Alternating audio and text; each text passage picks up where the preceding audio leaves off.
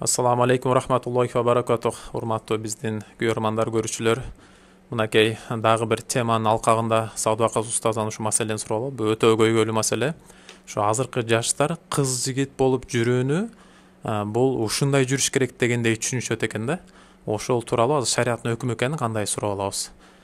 Assalamu alaikum rahmatullohi va barakatuh устаз. Алейкум ассалам ва рахматуллахи ва баракату.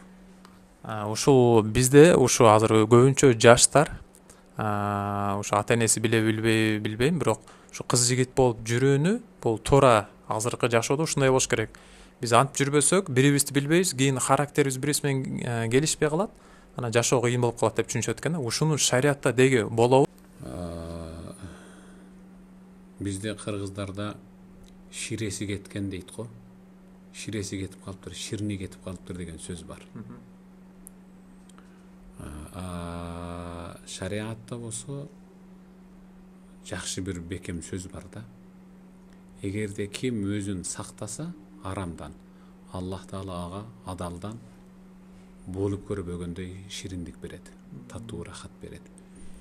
Ким эгерде ошо адалдагы таттуулукту арамдан издей турган болсо, анда Аллах Таала ага адалдагы рахатты дагы биротоло жуюп коет деген да. Анан кээ биркилер айтат да, 5 жыл сүйлөшүп жүрүп үйлөнүп анан ажырашып кетти дейт го. Алар 5 жыл арам рахатты татып жүрө берип, анан нике кыйып үйлөнгөндөн кийин алар эч качан рахатты таппайт. Ошол себептен болду, ширеси кеткен анын. Ширни кетип калган, даамы кетип калган да.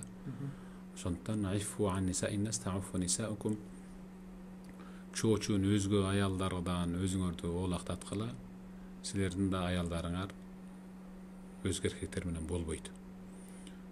Баягы кыз жигит болуп жүрүүнүн өзү ушул арамдан рахат издөө да. Арамдан рахат издеген адамдан Аллах Тааланын адал жашоосунан, мисалы кийинки никеленгенден кийинки жашоо турмушунан, балдардын ортосундагы жылуу мамиледен, бир тууган ортосундагы бир туугандык мамиленин бүт баарынан Аллах Таала рахатты алып таштайт, Кудай сактасын. Пайгамбар айтканда, аннакиху рагибун вал манкухату маргуба.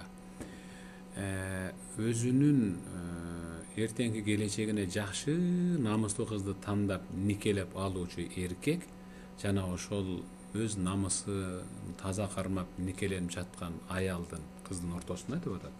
Аллах Таала никеге чейинки ашыгылык, арзуу, жылуу сезимдерден башкача алар күтпөгөн, болуп көрбөгөн бир сүйүүнү таштайт дейт. Никеден кийинки сүйүү ал башка. Никеге чейинки сүйүү ал таптакыр бир олдоксон мамиле. Мен мында орой болсо да айтайын эми.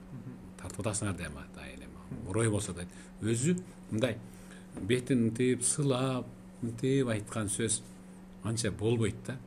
Бир уруп туруп, анан мындай зыңк этип туруп, жактын ысыта койгон сөз жакшы да. Мисалы эктин астында баягы мушуңду бир түйүп алып туруп бере келчи десең, ал бири келет да. Туурабы? Анан сылап, ох деп эгизден ал эркелей берет да. Ошондон мен мындай жаштардын мындай эгине бир ура турган бир сөз айтайын беле? Капачылык жокпу? Жок. Баягы оюн талаасында футболисттер атайын баягы дүйнөлүк немеде, оюндарда, дүйнөлүк футбол оюн болот мисалы. Ошодо ар бир футболистке бир гол урасың тигилердин дарбазасына, бир голуң $50,000 же $100,000 дейт да. Анан баягы атактуу футболист топту алып жүрүп бир эле гол урат. Бир гол уруш менен болду, бүттү. Анын казынасында $100,000 бар деген түшүнүк да. Ошол себептен кыздар абайлагыла. Жигиттер силердин тагдырыңарда бир эле гол тебиши мүмкүн. Андан кийин ал сага барбайт, айтып коеюн. Сөзүм катуу тийсе кечиргиле. Алар сени бир ооз тийиши мүмкүн, башка барбайт сага. Этият болгула.